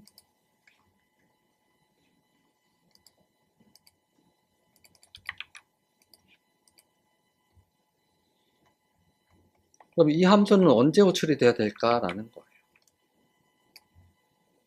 이걸 호출하는 위치도 되게 중요한 거예요. 어찌 보면. 자, 컴포넌트가 활성화되는 시점에 여기가 실행되죠. 여기가 실행되는데 리프레시라는 함수는 만들어지기만 하고 호출은 안 됐잖아요. 그죠? 그럼 일단 컴포넌트가 활성화되는 시점에 한번 호출해 볼까요? 자, 컴포넌트가 활성화되는 시점에 얘를 한번 호출해 볼게요.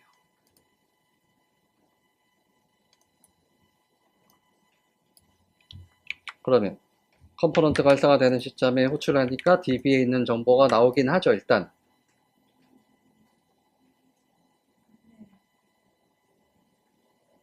근데 이 위치는 좀 문제가 있어요.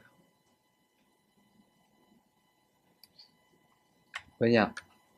여러분들, 여기는요, 컴포넌트가 활성화될 때만 호출되는 게 아니고, UI가 업데이트 될 때마다 호출돼. 즉, 모델이 변경될 때마다 호출된다. 그러면, 리프레시가 너무 자주 될 수도 있다는 소리예요. 필요 없이.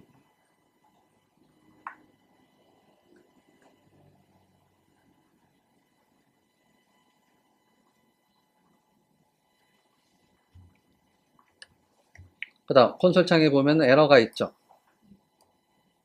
이렇게 반복문 돌 때는 항상 UI에는 유니크 키를 공급을 해줘야 돼요. 근데 우리는 다행히도 뭐가 있어? ID 역할을 하는 프라이머리 키 값이 존재하죠. 그러면 이 테이블 로우에 어떻게 키 값은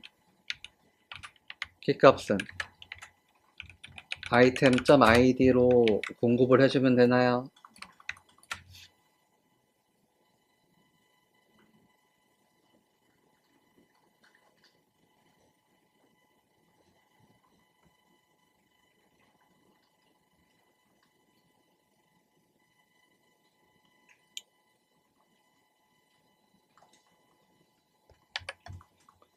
자, 이렇게 보면 여기서 새로 고침했을 때 콘솔에 에러 사라지죠? 그리고 목록도 나온다는 거.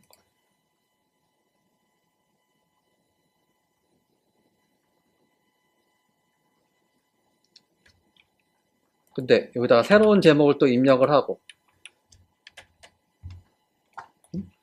새로운 제목을 입력을 하고 새로운 작성자를 입력하고 저장을 하면은 어떻게 돼요?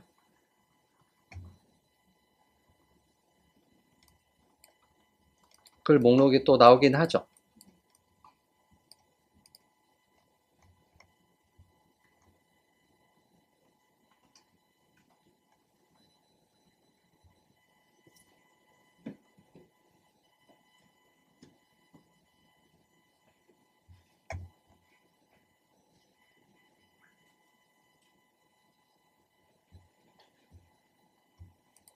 그래서 일단 여기까지 동작 확인하고요.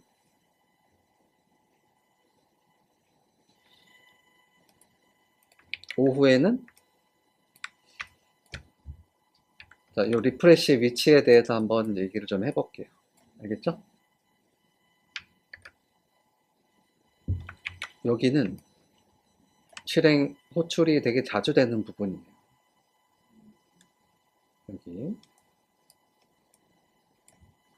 그래서 여기서 리프레시 하는 거는 별로 좋아 보이지 않아. 그래서 자, 여기까지 했던 내용들 여러분들 테스트 해보시고요. 일단 잠깐 10분 쉬세요.